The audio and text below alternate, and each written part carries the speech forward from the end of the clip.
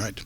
Good evening. I am Dylan Blaylock, the Acting Public Information Officer for Clackamas County. Welcome to the Otty Road Fire Community Meeting. This meeting is airing live on the Clackamas County Facebook page from Mount Scott Elementary in Happy Valley. A recording will be available on the page after the meeting. We will not be taking questions until after all the speakers speak. The questions will all be taken live. We will not be taking questions from Facebook, although we will look at those after the meeting and respond by tomorrow.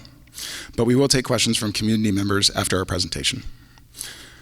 Our speakers in order this evening are from Clackamas Fire District Number 1, Battalion Chief Chris Taylor and Fire Marshal Sean Olson.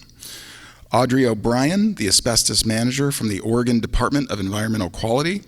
Dr. Sarah Present, Clackamas County Public Health Officer. Dan Johnson, Clackamas County Transportation and Development Director. And Daniel Neibauer, Clackamas County Interim Disaster Management Director. I'd like to start off by thanking, on behalf of Clackamas County, the following organizations for their support and assistance in our response. They have been invaluable. The North Clackamas School District, the Department of Environmental Quality, the Oregon Department of Emergency Management, the EPA, the OHA, Clackamas Fire, Portland Fire, Tualatin Valley Fire, Gresham Fire, the Clackamas County Sheriff's Office, and the Oregon Department of Human Services 211. We have other officials here to answer questions as well. So, here's why we're here. In the early morning yesterday, a fire broke out at the building at 8855 Southeast Otty Road. That building has been owned by the Clackamas County Development Agency for several years. The county had the framework of a contract in place to demolish that building, which would have happened over the next several weeks. Recent testing found the presence of asbestos in the building's materials. The building has been vacant and utilities have been shut off to it for some time. There have been past intrusions into the property, and Clackamas County has taken active steps to re-secure it. This has included continuously repairing the fence surrounding the property and securing entry points and doorways. The most recent re-securing occurred this past Thursday. Because of the asbestos present in the building, the county made the decision to give an evacuation advisory for 8810 and 8820 Southeast Otty Road, which were the two buildings in the closest proximity to the fire with the most exposure. Additionally, the direction of the fire and air movement placed these two buildings at most risk. And with that, I'm going to go ahead and start our speakers. We'll pass it first to Clackamas Fire. Again, it's Battalion Chief Chris Taylor and Fire Marshal Sean Olson.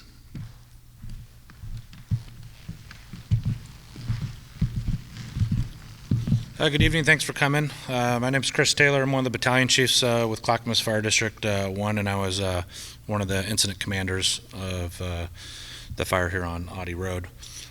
From a little bit of a high level, our response from the fire department, we received the call about 3:40 in the morning for a report of a fire in the area of Otty, and basically we're 205. There's a number of calls coming in from the freeway. And as multiple calls came in, they kind of tracked that down. It was pinpointed to the Old Miles fiberglass building located there at 8855 Otty. And our first arriving crews found a fire that was kind of on the side that's closest to the freeway, kind of in the backside if you're where the Max line kind of picks up. So that corner there, which would be the northeast corner of the building, there was a fire there. Our crews initially started what we call kind of an initial attack, which is they try to be aggressive and get interior and get the fire put out as quickly as they could. As they got lines deployed and got over to that portion of the building, it was pretty evident pretty quickly that the fire was a lot larger than they originally saw. And shortly after the first units arrived, the initial incident commander, who was not me, it was a different battalion chief, declared a defensive fire, and that basically means we're not going to let firefighters go into that building. So this was a vacant building. We're aware of that. We'd had other fires there in the past, and so our crews were very familiar with that particular building and the layout. And so due to the extent of that fire, it had kind of breached into the ceiling and kind of spread into multiple parts of that building. The incident commander declared it defensive, and then he upgraded the alarm. So sometimes you'll hear that they went to a second alarm or a third alarm, and that happened over the next 15 or 20 minutes. He upgraded that, and that brought a lot of fire apparatus to the scene, including mutual aid partners from Portland and Tualatin Valley. So At its kind of peak, we're at a third alarm, and that had about 12 fire engines and 5 ladder trucks that were present. And that's when, if some of you that live in that area or saw those, that's where you saw a lot of the aerial master streams that were up, and essentially they were trying to put a large volume of water onto the building. That, unfortunately, in that particular building, didn't stop it right away, and so those operations continued for over an extended period of time. Ultimately, the fire was deemed under control around 12:30 that afternoon. So, pretty long, significant incident.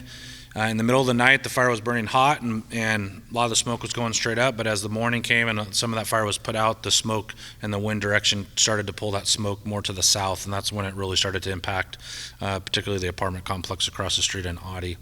So initially, a shelter-in-place order was issued to about a quarter mile from the incident, just to keep people inside and keep them protected. And as the duration of that incident continued to extend, the decision was made to do evacuations on those initial apartments for their safety, and we relocated some of our command staff to a different part of the fire as well, to keep us out of the smoke as well. During that time also, we had a hazmat response. So Clackamas Fire is part of a regional hazmat team with Gresham Fire. It's called Hazmat 3. And that team was activated and brought to the scene and arrived on scene around 9 a.m. And they started doing higher levels of monitoring of not only the atmosphere, the air, but then taking preventive measures for the runoff of the water that was coming off the building from just due to the large volume of water that was hitting the building. So, and then around 12:30, we put the fire under control, meaning that we're confident it's not going to extend anymore or continue to burn. And then what you saw over the next probably 6 hours of the rest of that day was fire units just kind of engaging some of the hot spots that were left. And then again today, we had units out on patrol just kind of taking care of some of those hot spots. And a lot of that building collapsed in on itself, and so there's a lot of deep material that just will continue to burn and probably smolder potentially even for the next couple days. So with that, I'll turn it over to Sean Olson, who's our fire marshal. Okay, thanks, Chris. Again, Sean Olson, fire marshal for Clackamas Fire. I was able to speak with the investigator this afternoon, and the cause of this fire has been ruled as most probable as intentional. We do not have an adequate ignition source with this fire, but based on past history and with the surrounding population within that area, we've come up with the conclusion that is probably intentional. The fire did originate on the northeast corner on the exterior of the building and quickly made an interior stretch inside the structure. That's when the fire really took off and ended up with the circumstances we have right now. We do not have any person in mind or a suspect in mind that could have started this fire, but we'll be working with Clackamas County Sheriff's Office closely to try to determine that. So, thank you. All right, thank you. That was from Clackamas Fire District, Battalion Chief Chris Taylor and Fire Marshal Sean Olson. Next up, Audrey O'Brien, the Asbestos Manager from the Oregon Department of Environmental Quality.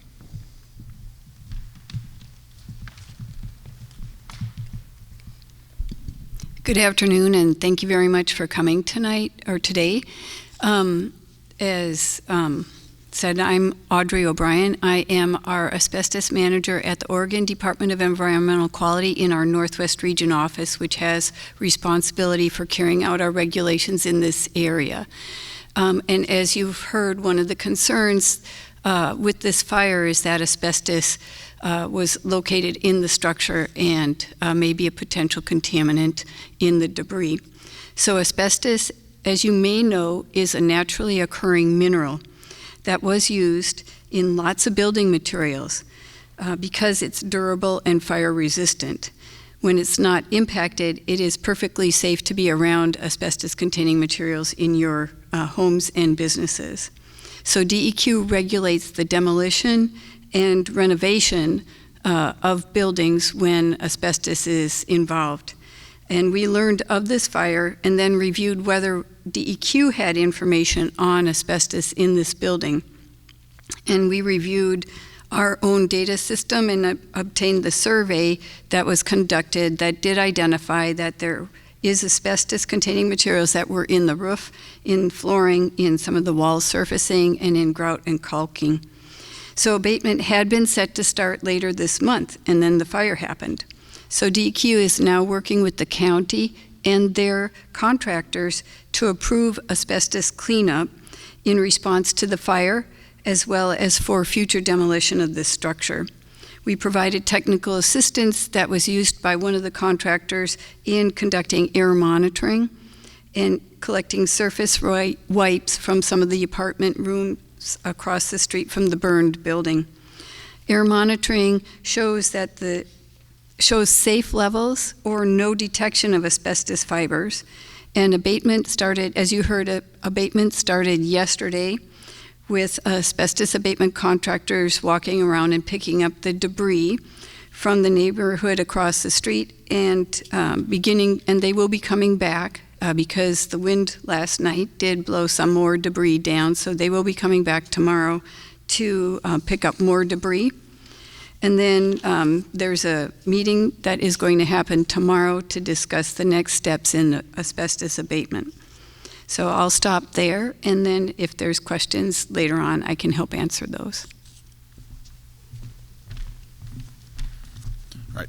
Thank you. That was Audrey O'Brien, the asbestos manager from the Oregon Department of Environmental Quality. Next up is Dr. Sarah Present. She's the Clackamas County Public Health Officer.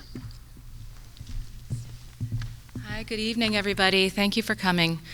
Again, my name is Dr. Sarah Present. I am the Health Officer for Clackamas County Public Health. I also serve as a Deputy Tri-County Health Officer in the Health Officer program that serves Clackamas, Washington, and Multnomah counties so that we have coordinated public health physician access across the region. I also serve part-time as a primary care provider in our Clackamas County Beaver Creek Health Center. So it's always very scary when we're exposed to things like this that may impact our health. We've all experienced wildfire smoke in recent years and know that any smoke exposure can cause symptoms such as eye, nose, sinus, or throat irritation. This can be especially hard on the very young, the very old, and for people with chronic lung and heart conditions. The smoke is overall controlled now. So if you're having any current symptoms of difficulty breathing or irritation, I really encourage you to reach out to your medical provider to be evaluated. As for the asbestos, that is really the one contaminant of concern that can potentially linger and cause ongoing health risks in this situation. However, we would not expect any acute current symptoms from this asbestos exposure. As Audrey noted, asbestos is naturally occurring, so most people inhale some amount of asbestos over the course of their lives, and most people don't have any health issues whatsoever. Breathing high amounts of these fibers over a long period of time, thinking months to years, can cause asbestos-related diseases, such as scarring of the lungs and certain related cancers. But these symptoms are really not expected to occur for 10, 20, or 30 years after such exposures. So the risk right now is low, but it is something that we want to minimize any further risk to anybody. As Audrey mentioned, our air testing results today were very reassuring. The surface wipe tests were also collected, but we will not have those results until midweek.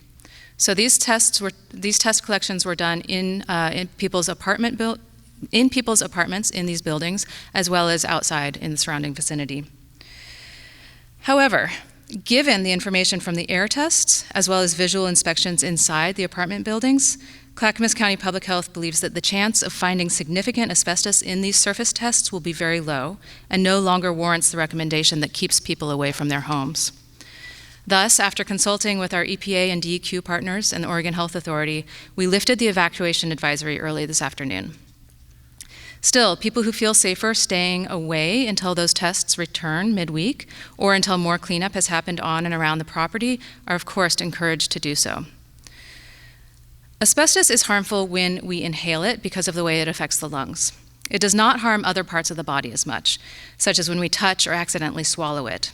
So our concern right now is if there may be asbestos in the ash or the debris that can get kicked up into the air and thus inhaled. That's really the main risk. So, for those of you who are returning to your homes, please do not handle any of the fire debris that you may see outside. Inspect your shoes and your feet when you're entering the building to ensure you don't track debris inside, and remove your shoes when you enter your home. Consider wet wiping them for extra caution while the cleanup is underway. consider wet wiping your pet's feet, and have children wash their hands often. This really can protect asbestos as well as any other chemical residues that may be in the area from coming into your home. And we have lots of information on how to safely clean your clothing and your shoes on our website, but we really encourage you to leave it to the professionals. Thank you. All right, thank you. That was Dr. Sarah Present, the Clackamas County Public Health Officer. Next up to talk about county response, Dan Johnson, the Clackamas County Transportation and Development Director, as well as Daniel Neibauer, Clackamas County Interim Disaster Management Director. Good evening, everybody. My name is Dan Johnson. I'm the Director of the Department of Transportation and Development for Clackamas County. I want to thank you all for being here this evening.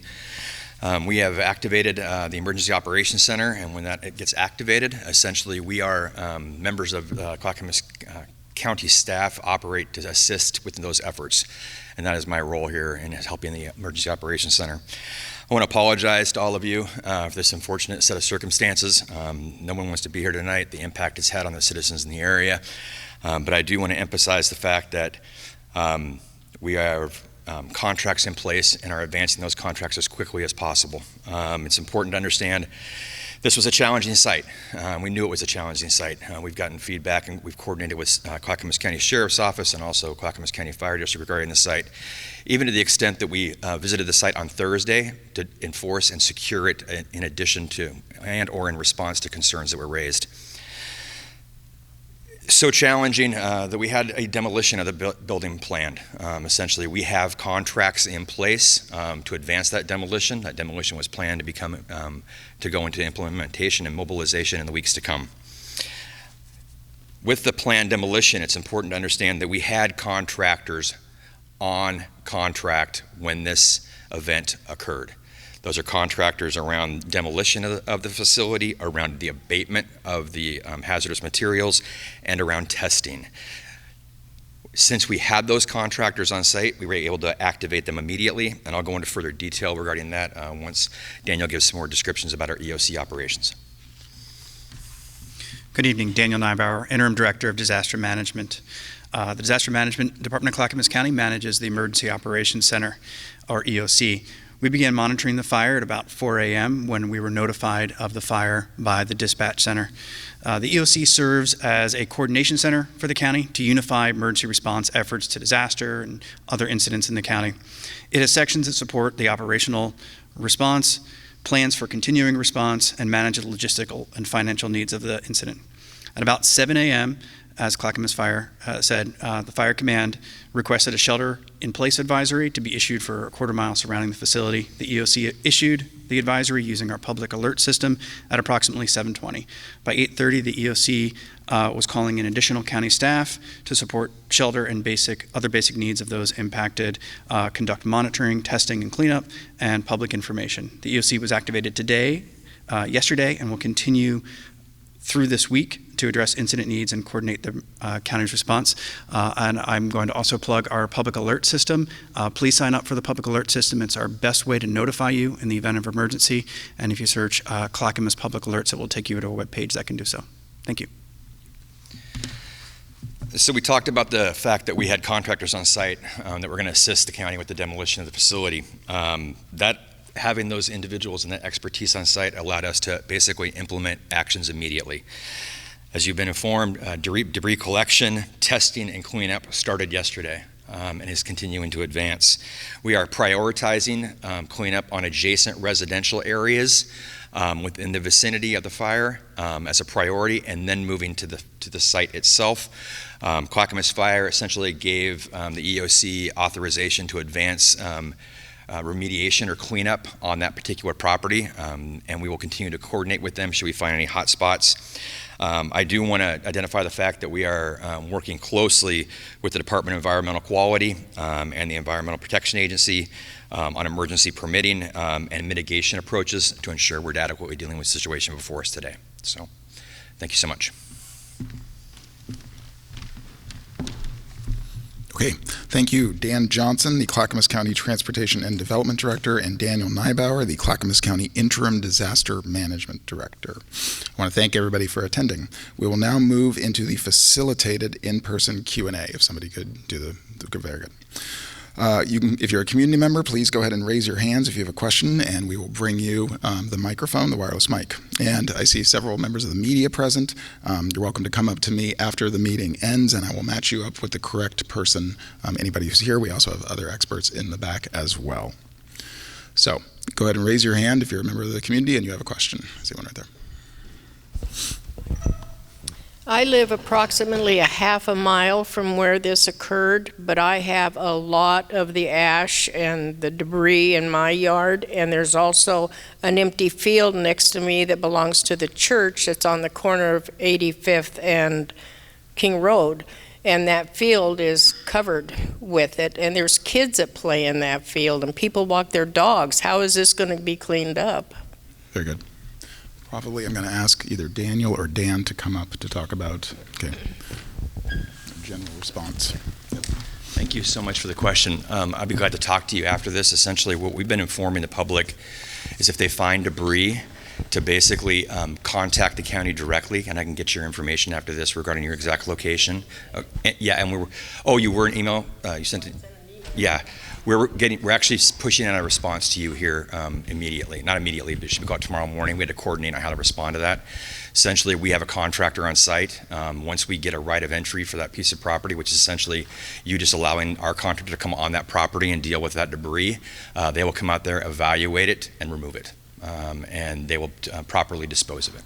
Well, how far out did your alerts go? Because I didn't receive any kind of an alert, and I could smell the smoke. Daniel and I were talking about our alert system and the systems we have. Thank you. The alert we sent out went approximately a quarter mile out from the incident area, from the address, as requested by fire for that shelter-in-place advisory. I do want to thank you for the question, and thank you for emailing in eocoperations@clackamas.us. That's right. eocoperations@clackamas.us is what people who would like to report debris can do and let the county know where it is and the general description of it. We will get to it. I'm sorry we haven't responded yet, but we will. As Dan said earlier, the immediate response and the immediate county cleanup involve the adjacent areas, and that's what we focused on in the beginning. If there are any other questions, oh, there we go. I see one right here. I guess this would be maybe for Dr. Present. Is there any concern with the debris that's not cleaned up with raining and storm drains? Very good. Dr. Sarah Present. Audrey may be able to help with this as well. So one of the keys to cleaning up asbestos and debris is actually getting it wet so that it doesn't become dust and get back up into the air. It's really the biggest risk when we inhale it.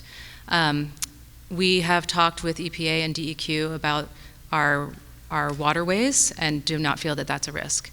So it would be great if it rained. That would actually help, but I don't anticipate that happening this week.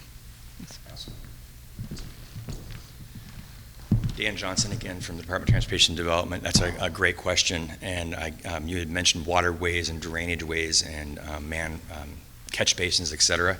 I wanted to make sure that everyone was aware that Water Environment Services, who is our local surface water management agency, responded the morning of the incident and basically put protective measures in place for a lot of those catch basins that are out there. They've also put some additional remediation and or mitigation in for some of the adjacent waterways that are in the vicinity, and they're tracking and monitoring those.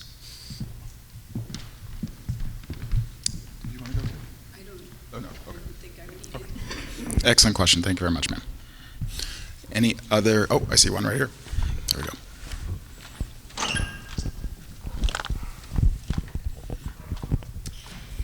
go. So would you encourage those of us that have light ash on our yards to water to keep it from being dusted up? Is that what I'm hearing? I think I'll pass that to you. There we go. Yes, I will come up. Audrey O'Brien, DEQ. So rain and water is a good thing when you're concerned about dust from debris. And so if your if your vehicle has dust on it, go ahead and wash it. If you have fine dust in your yard, go ahead and spray it down. What we've recommended is just, that the catch basins be cleaned periodically so that when the debris in the catch basins dry out, it doesn't go back into the air. But the water is a good thing. Thank Did you. that help for yours too?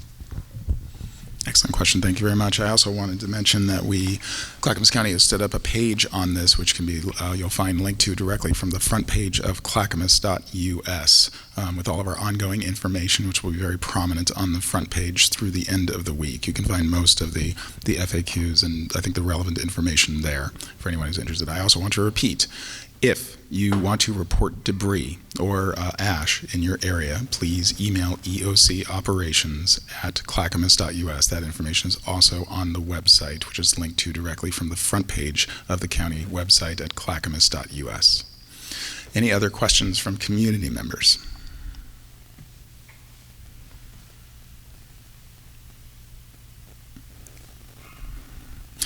Okay, with that, I think we're going to go ahead and end this community meeting. If any community members would like to speak more directly to any of our representatives here, please come up to me after. I'm happy to go ahead and match you with the right person. If you're a member of the media, also come up to me and I will go ahead and match you with the right person as well. Thank you very much. That's it.